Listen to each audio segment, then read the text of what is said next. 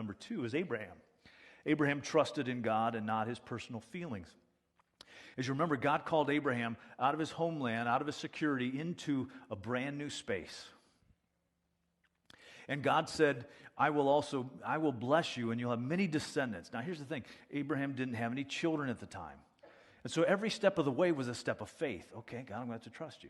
Now, Abraham wasn't a perfect specimen of faith. I mean, there are times where he wavered, and in fact, he couldn't quite trust that Sarah, because they're both getting old, and Sarah couldn't have kids or up to this point, and so he has Ishmael, and so he has a son, but it's not good because by his handmaiden.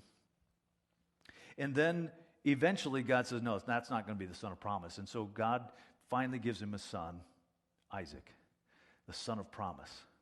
And all of a sudden the plans are starting to come together. And then as this young boy grows, God says, one more test.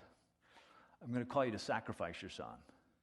Now, don't get me wrong. I mean, even hearing that seems cruel and harsh. But God is up to something more profound. And when he sees that Abraham is willing to even let go of that very last thing in faith, trusting that somehow God's going to take care of this, God holds back his hand, so to speak.